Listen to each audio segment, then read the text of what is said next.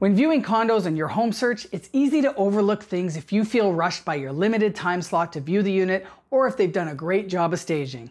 In this video, I talk about the 5 mistakes condo buyers make while viewing potential units. If you're in the market to purchase a condo, you're not going to want to miss this. Stay tuned.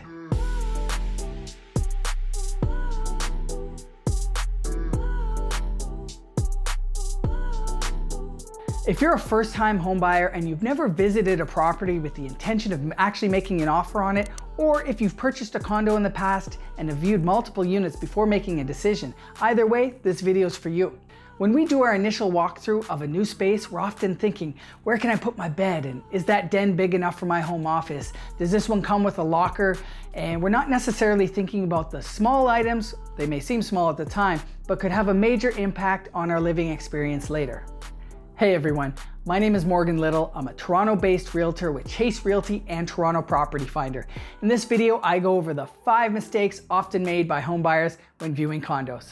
If at any time you have questions about your Toronto condo search or just real estate in general, feel free to reach out and I'd be happy to have a chat.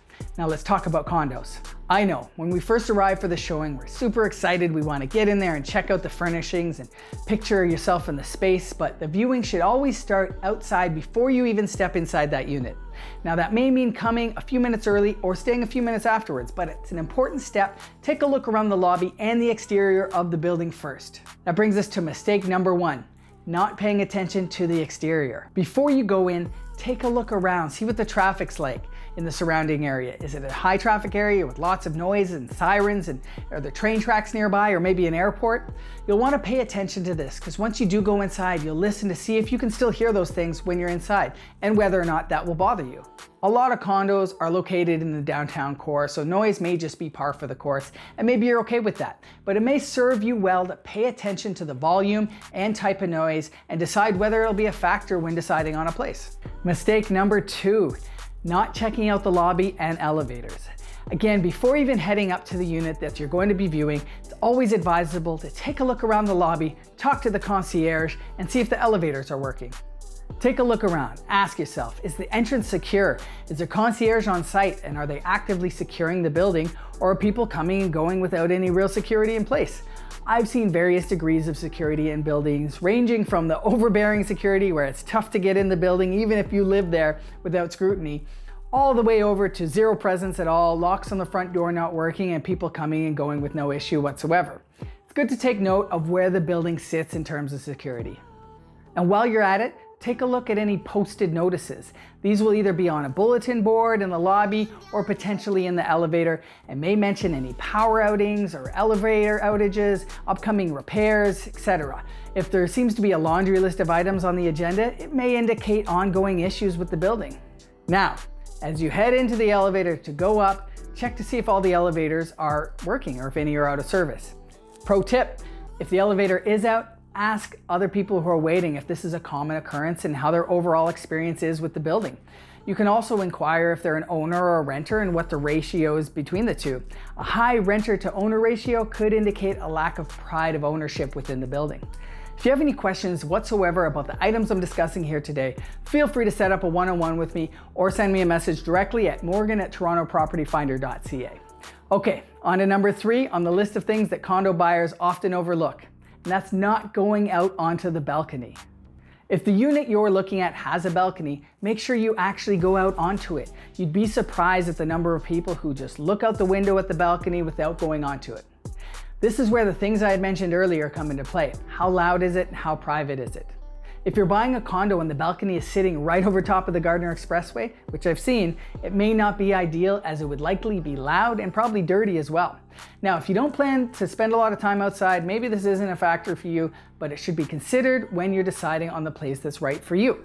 Also, if your unit is facing west or south, in the summer months, the sun hitting your unit can greatly increase the temperature. If you don't have air conditioning, then you'll likely have to open up those windows and doors, and this will amplify those sounds that you might hear. Number 4, not checking out the parking and locker situation. If your unit comes with parking and or a locker, make sure you go and take a look at them, make sure they're as described and that it fits your needs. If you drive a truck and you're stuck with a spot that fits a Mini, you may have to make other parking arrangements. Okay, number 5 is by far the biggest and most important of all the items you should ensure you look into before purchasing a condo, and that's the status certificate review. Now, you may be asking, what is a status certificate and why is it important? Well, a status certificate is essentially a snapshot of the condo corporation's financial status. It also includes other important documents, including the contact info for the condo corporation, the property management company, and the board of directors, the maintenance fees you'll be expected to pay, the budget, which is where the maintenance fees are being spent, the reserve fund, which is how much they have saved for any major repairs that need to be done, any special assessments, where the fees that can be charged to unit owners for repairs and maintenance that may not be covered within the reserve fund, very important.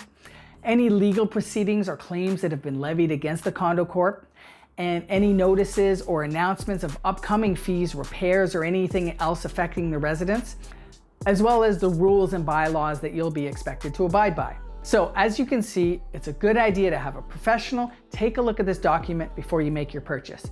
Your realtor should be including a condition allowing a status certificate review to be done by your lawyer. This is standard practice when it comes to purchasing a condo, and if the seller is not wanting to allow that condition to be included, that could be a red flag in itself. You may have to pay a fee to get a copy of the status, which is usually around $100, but oftentimes the seller agent will make this status certificate available immediately as soon as you inquire about a property in order to avoid having that condition included in any offer. If this is the case, send it over to your lawyer as soon as you receive it. Your lawyer will be the one to advise you on any potential areas of concern within the status certificate, but you should have a look yourself so you can get an idea of how the building's being managed. I'll do a whole other video on status certificates and what to look for when reviewing them later on because there's a lot to unpack there. But just for now, understand the importance of the document when making an offer on a condo. And those are the 5 common mistakes made by condo buyers when viewing units. If you'd like to discuss your home search, feel free to book a one-on-one with me by clicking my Calendly link in the description below. And if there's something that you think should be included in this list, drop it in the comments and we'll discuss it. My name is Morgan Little. As always, I encourage you to get just a little bit better each and every day. Till next time, stay well and stay hungry. Ciao for now.